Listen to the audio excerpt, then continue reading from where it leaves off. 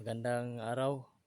Dito ako sa may ubi, yung tinatawag na wild ubi, parang native.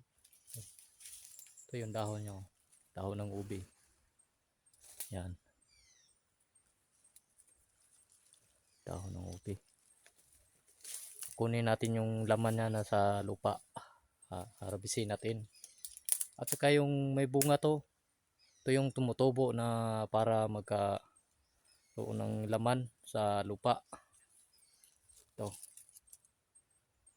ito yung bunga niya. Bunga ng wild ubi yan. Yan, tutubo yan. Kukunin lang to. Ito siya. Ito. Puputulin to. Yan. Putulin. Tapos hihintayin na lang na tutubo to. May tutubo dito. Yan. Saka ito itatanim sa lupa para magkakaroon ng laman. Dadami. Oh. Tatlo siya. Dalawang mga maliliit. Oh. At isa yung malaki. Ito talagang ubi na to, legit na violet lahat. Mula sa balat hanggang sa loob, violet lahat siya. Titingnan natin to ang paghahati tayo ng sa laman. Ito yung laman niya, oh. Ito. Laki. Isang pundok pa yan. Isa lang yan. Okay. Yan. Kunin natin to, haharbisin natin to.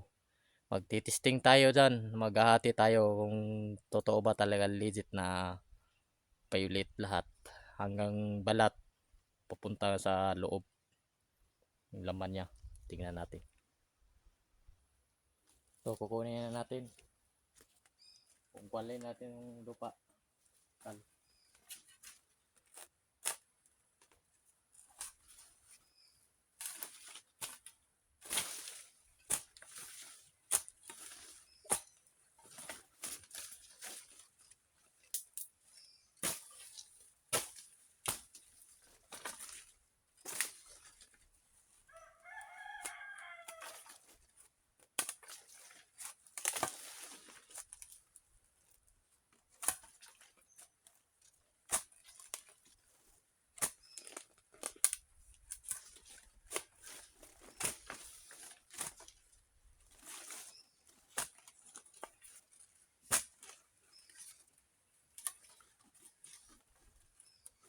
Kailangan lang dandahan para hindi masyadong masugatan.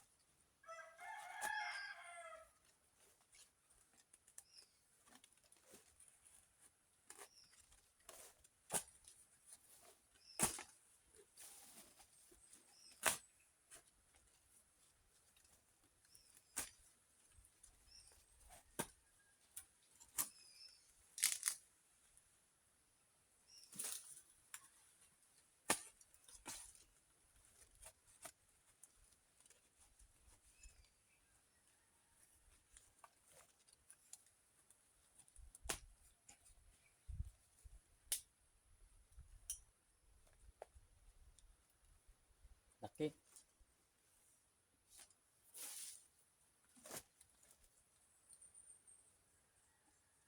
Kuha tayo ng sample isa.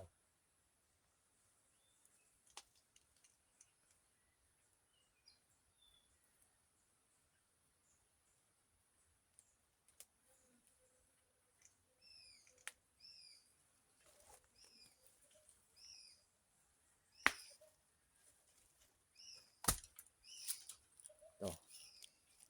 Malit lang. Ako. Ito yung kanyang laman. Violet to violet. Ito na. Ayan, oh. Violet talaga. Yan ang pure na ubi nga. Wild ubi. Native. Talagang violet siya. Ganda to pang gulay. Pwede din to ihalo yung ginagawan lang ice cream. Ito, pampakulay talaga. Mas maganda to sa gulay, halo sa gulay. Legit talaga na violet.